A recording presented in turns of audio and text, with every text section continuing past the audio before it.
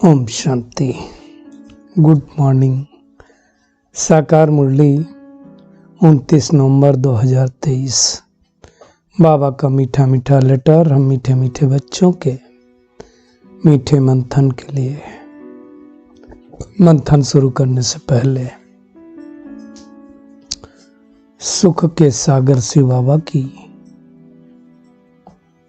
सुख भरी किरणों के नीचे बैठ जाते हैं और अनुभव करते हैं कि मैं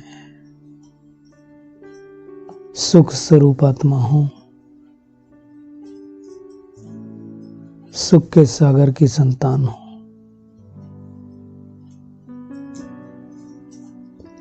आज की साकार मुरली, जो पूरी मुरली बाबा ने एक ही बात के ऊपर चलाई है कि गीता का भगवान कौन है। ये तुमको सिद्ध करके बताना है कि गीता का भगवान श्री कृष्ण है या शिव बाबा है। कैसे सिद्ध करके बताओ? तो उसकी बाबा ने अलग अलग युक्तियां बताई। गोले के बड़े चित्र पर समझाओ, कुछ भी करके ये नॉलेज दो कि गीता किसने सुनाई है। अब अगर हम इसकी गहराई में जाएं तो हमें सब समझ में आता है गीता किसने सुनाई है। गीता मतलब कहा जाता है भगवान का गाया हुआ एक गीत है। गीत है मतलब जो मुख से उसने उच्चारण किया उसको गीता कही गई। अब भगवान आकर के क्या संस्कृत में श्लोक गाएगा? सोचो, क्या भगवान आकर के युद्ध के मैदान में श्लोक गाएगा? क्या श्री कृष्ण ने गीता सुनाई? अगर श्री कृष्ण ने गीता सुनाई तो श्री कृष्ण तो सतयुग का प्रिंस था। तो फिर गीता की आवश्यकता कब हुई? कहा जाता है कि गीता में हर एक प्रॉब्लम का सलूशन है। हर एक चीज के बारे में हम गीता के द्वारा हल पा सकते हैं। गीता एक ऐसा स्टडी का मटेरियल है, ऐसा स्टडी का बुक है जिसको सभी लोगों ने पढ़ा। साइंटिस्ट से लेकर के धर्म पिता हैं, उन्होंने भी पढ़ा। क्राइस्ट के लिए भी कहा जाता है कि उन्होंने भी गीता को पढ़ा। तो गीता एक ऐसा ग्रंथ है जिसमें हर जीवन के हर एक पहलू का हल है। अब ऐसी श्रेष्ठ गीता श्री कृष्ण क्या बचपन में सुना सकता है? क्या श्री कृष्ण को गीता सुनाने की आवश्यकता है? क्योंकि श्री कृष्ण जब जन्म लिया तो उस समय गीता की आवश्यकता नहीं थी, ज्ञान की जरूरत नहीं थी। वो इसी बात से सिद्ध होता है कि श्री कृष्ण गोविंद हरे मुरारे हे नाथ नारायण वासुदेवाय। बचपन का नाम श्री कृष्ण था, बड़े हुए गोविंद कहलाए, रासलीला रचाई हरे मुरारे कहलाए, राजगद्दी पर बैठे नाथ नारायण कहलाए, वासुदेव के पुत्र थे। इससे ये साबित होता है नारायण ही बचपन में श्री कृष्ण था। अब नारायण अगर श्री कृष्ण था तो फिर इसका मतलब श्री कृष्ण सतयुग में था, और अगर श्री कृष्ण सतयुग में था तो सतयुग में गीता के ज्ञान की कोई आवश्यकता नहीं है। सतयुग में महाभारत नहीं हुई, तो फिर गीता का भगवान श्री कृष्ण कैसे हो सकता है? इससे यह साबित होता है कि श्री कृष्ण सतयुग का प्रिंस है। भगवान कोई भी इस बात को साबित करने के लिए कितनी मेहनत करनी पड़ती, कितनी नॉलेज देनी पड़ती। क्यों? सिर्फ एक बात से गड़बड़ हो गई। परमात्मा ने आकर के देवी देवता धर्म की स्थापना के लिए जो ज्ञान सुनाया, जो गीत गाए, उसकी गीता बनी। और बनी कब? गीता द्वापर युग में बनी। तो भगवान ने कलयुग के अंत में सुनाया, और कलयुग अंत के बाद सतयुग आया, फिर त्रेता युग बीता। तो 2500 सालों के बाद जब गीता लिखी जाएगी तो कुछ तो गड़बड़ होगा, कुछ तो चेंजेज होगा। परमात्मा ने उस गीता के द्वारा, अब गड़बड़ क्या हुई इसमें? सबसे बड़ी गड़बड़ क्या हुई? परमात्मा ने क्या किया? कलयुग के अंत में उस आत्मा के ही आखिरी तन को लिया जो आत्मा श्री कृष्ण बनने वाली थी। मतलब सतयुग आदि में जो श्री कृष्ण थी, कलयुग अंत में वो दादा लेखराज बनी, जिसका नाम ब्रह्मा रखा, उसके तन में परमात्मा है। अब उसके और श्री कृष्ण बनने के बीच का टाइम स्पेन बहुत कम है, से 100 ईयर्स। तो इस वजह से ये सब मिक्स हो गया। इसलिए बाबा कहता है ये सबको सिद्ध करके बताओ। जैसे दुनिया में क्राइस्ट ने कोई बाइबल नहीं लिखी, ऐसा नहीं होता क्राइस्ट बैठ के लिखता है। क्राइस्ट ने जो सुनाया, जो शिक्षा दी, उनका बाइबल बना। इसी प्रकार परमात्मा ने जो शिक्षा दी, उसकी गीता लिखी गई। ये समझने की बात। अब फर्क क्या हुआ, क्राइस्ट आया तो बाइबल तो तुरंत लिखी जा गई, लेकिन गीता 2500 वर्षों के बाद लिखी गई, इसलिए गड़बड़ हो गया। तो ये अब अच्छी तरह से क्लियरिटी होती है कि गीता सुनाने वाला परमपिता परमात्मा है। गीता में लिखा हुआ है क्लियर कट कि मैं मनुष्य सरीखे जन्म नहीं लेता, मैं पर काया प्रवेश करता हूं, मेरा जन्म दिव्य अलौकिक है। तो ये अच्छी तरह से समझ करके सबको सिद्ध करके बताना है कि गीता का भगवान श्री कृष्ण नहीं हो सकता। बाबा ने बनारस वाले गुप्ता जी को भी बोला था, क्योंकि बनारस में क्या है, जितनी भी शास्त्री, जितने भी दुनिया के मतलब ये जो वेद शास्त्र पढ़ने वाले लोग होते हैं ना, उन सब की डिग्रियां वहीं से निकलती हैं। तो वहाँ ही व्यास भी वहीं से निकलते हैं। तो बाबा ने कहा था उनको कि जा करके उन लोगों को समझाओ कि गीता का भगवान कौन है, तब प्रूफ हो। तो अब मुख्य बात है, बाबा कहता बड़ा गोला भी बना करके सिद्ध करो कि गीता भगवान ने रची, श्री कृष्ण ने नहीं रची। नाम श्री कृष्ण का डाल दिया। श्री कृष्ण एक्चुअली इतनी pure, powerful, next to god आत्मा है कि उसकी महिमा इतनी ज्यादा है, इसलिए ऐसा कहा गया है।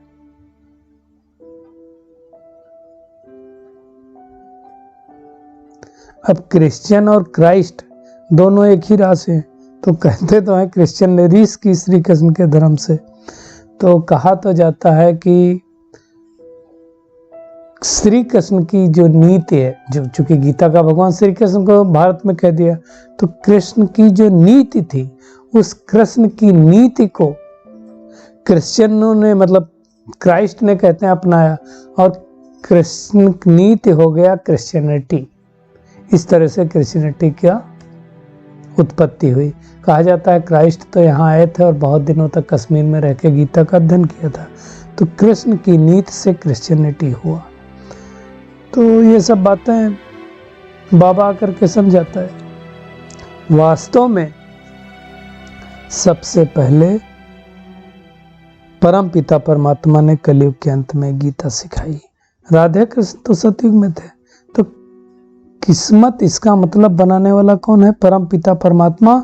वही आकर के गति सदगति का वर्षा देता। गति परम धाम में जाना, सदगति माना सतयुग में आना, त्रेता में आना। बाबा ने कहा भक्ति मार्ग में तो बड़े बड़े दुकान खोल करके बैठे हैं।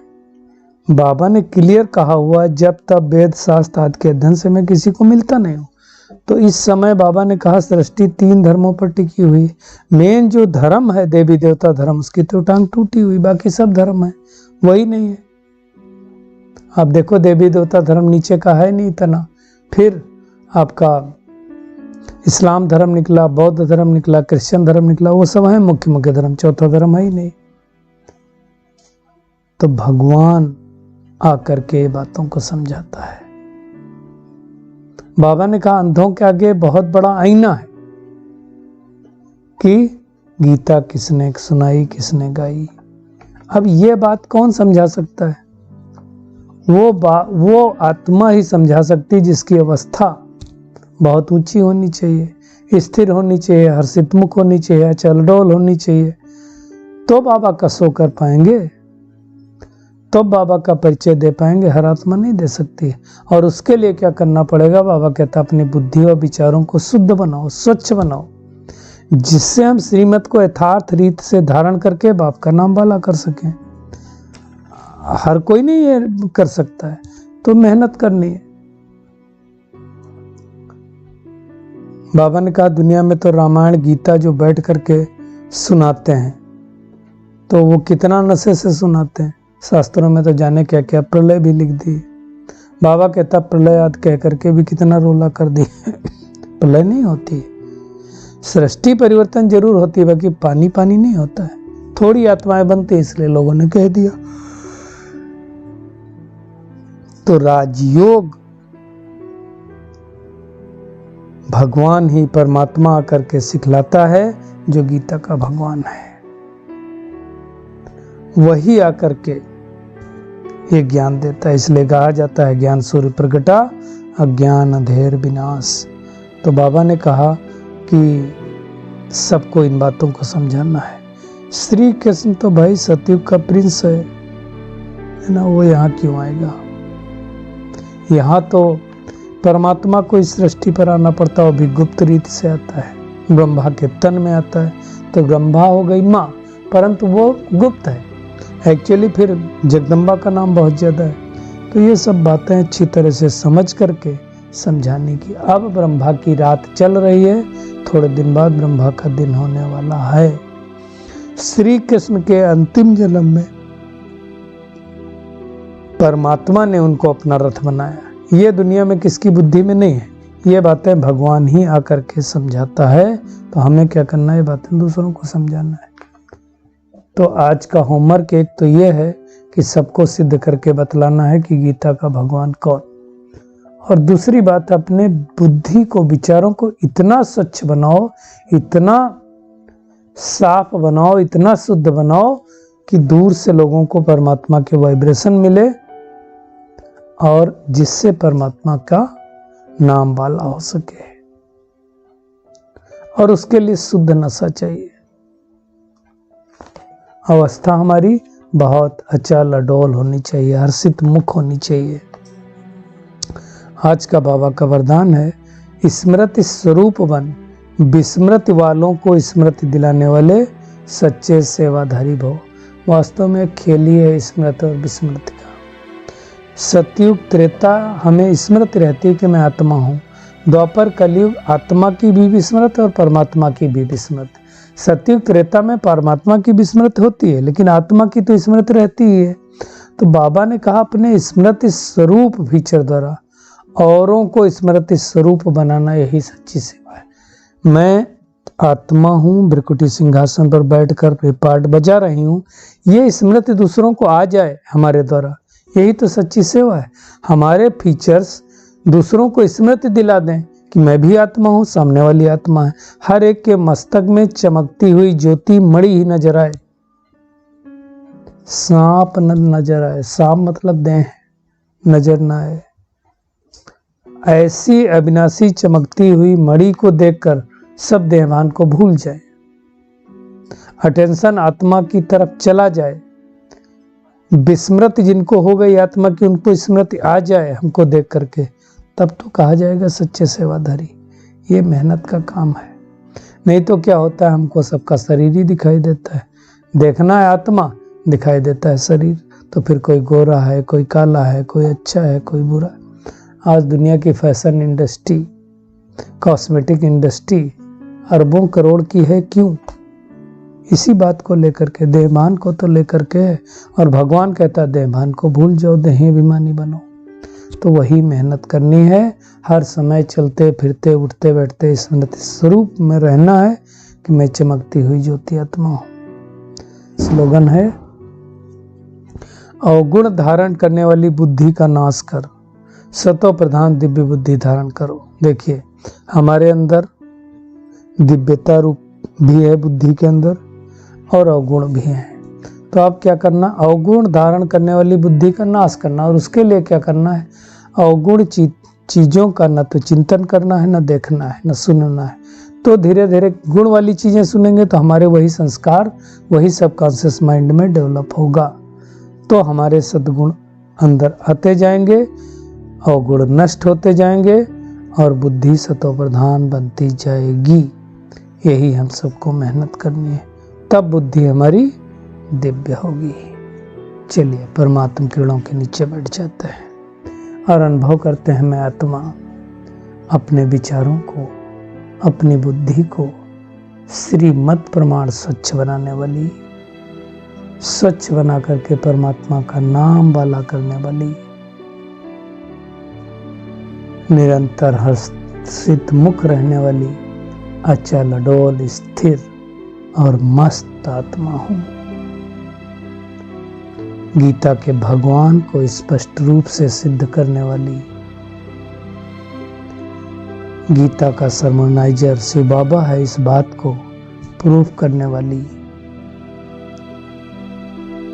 बाप का शो करने वाली, कोटों में कोई और कोई में भी कोई आत्मा हूं। स्मृति स्वरूप द्वारा अनेक आत्माओं को स्मृति दिलाने वाली सच्ची सच्ची सेवाधारी आत्मा हूं। विस्मृत वालों को हमें देखकर सच्ची स्मृति दिलाने वाली सतो प्रधान आत्मा हूं। शुक्रिया मीठे प्यारे बाप दादा, शुक्रिया आप सभी का इस मीठे मंथन के लिए। ओम शांति।